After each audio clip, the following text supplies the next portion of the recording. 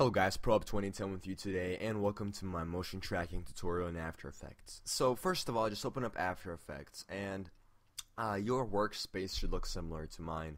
If it doesn't, go ahead and reset it by going to Workspace. Let me go. I have to go. Oh man, I feel embarrassed because you just saw my. Oh, again, no, you just saw my dirty desktop.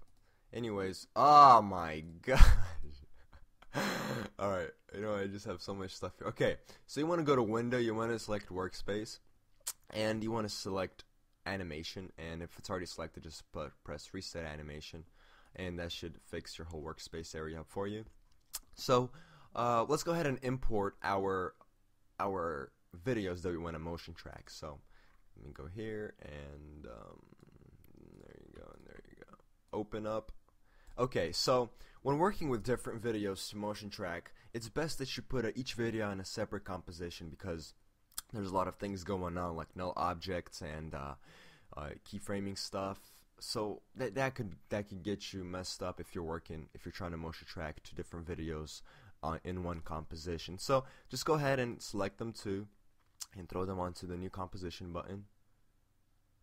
Multiple compositions. Okay.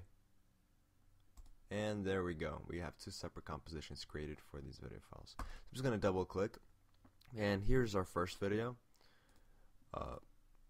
Right here, I was going to explain to you how to do it, but this took too long. So here's just an example of the pencil that I'm going to be motion tracking.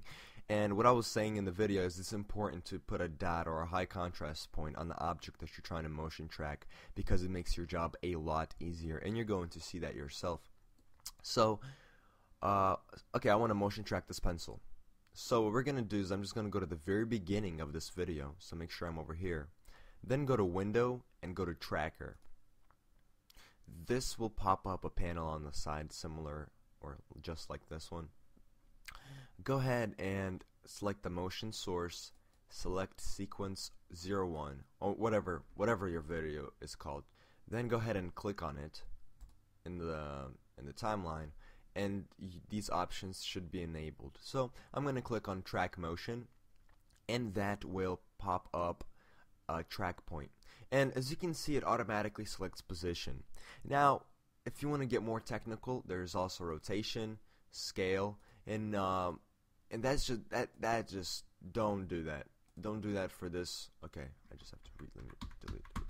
Okay, all right. Track motion. Now these two other ones that you go into, it's a lot more complicated. You have to make sure you motion track the right objects in there. So just because this is a simple tutorial on motion tracking, we're just going to be doing position, and this is the most frequently one that people use. So go ahead and click on track motion. It should automatically select position, and go ahead and click on the inner box of this tracker, and you should see that whenever you're just scrubbing around, you can see that it just zooms into your to that preview window. So you want to just take this inner box and you want to align the inner X, the cross, with the high contrast point that you're trying to motion track. So just a tip before filming, make sure just put a black dot on either your face or whatever. So or the pencil or whatever you're trying to motion track. So let me just explain a few things. The inner box is basically you align. This is where the high contrast point is. You're just indicating, and the outer box means where to look for that point. So this is basically like This is basically like just in case it moves out of this boundary, this box will still look for this point inside of that. So don't set this area too high where other points can be included, like these points down here. Just make sure you set it in an appropriate area where even when it does move around, it doesn't get affected too much. So once again, I told you to make sure that this is from the very beginning, because if you were here and then you motion tracked it in the wrong place, then you have to start it over. So just go to the very beginning, set your tracker point, align your boxes, and then go ahead and click on this Analyze Forward button. So click on that and just watch the magic happen. Just click and bam. Look at that.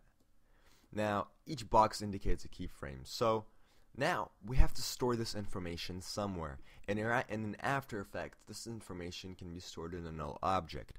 So go to Layer, New, Null Object, and that will create a null object above your Sequence 1.1 layer. Now the null object isn't visible, it's just going to be used to store the information, this keyframe information. So now to export the data, you want to go to Edit Target, Layer, make sure the null object is selected, and press OK. Then you want to press Apply, and then it says Apply Dimensions X and Y, press OK, and voila. So now if we take a look at the keyframes in the null object, you can see that it holds this information inside this object. So now anything that we parent to this null object will basically be motion tracked to that high contrast point. So let me just simply try out something. Let me just here we have a goat, and I'm just scale it down a bit. So if we put this, I don't know, on top of this pencil, and then we take this goat layer, click on this parent pick whip tool, and pick whip it to the null object, that will parent it to that null object. Now check this out, it moves with the pencil. Isn't that cool? Yes, that is awesome. So that's basically how you motion track. Now I'm gonna simply go over it one more time with another video. So in this video I marked on my face, and so let me just go to the point where I'm just trimming this down a bit. Okay, so I'm gonna motion track that point on my face, and I'm gonna add a mustache to myself. So let's go ahead and do that. So first of all, go to Window, make sure you have Tracker selected, and that will pop up this panel. Select your motion source, or select your video that you're trying to motion track, and then click on that layer. This will enable the options on the side. Go ahead and click on Track Motion, and you will have this tracker point. You want to select the inner box to have the contrast point selected. And in this point, in this video, since I do move around a lot, the outer box should be set quite large. And then you want to go to the very beginning of the video if you haven't done so already, and click on Track or Analyze Forward. And now, voila. Just a tip, if you do that and it messes up in the middle, say it gets off track, you can simply grab the middle box, and you can fix it yourself. So if you feel like the keyframe gets off track, you can pause it, you can go a couple frames back, and you can grab the inner box and fix that in for you. And now we have my face motion tracked, so we gotta create a null object.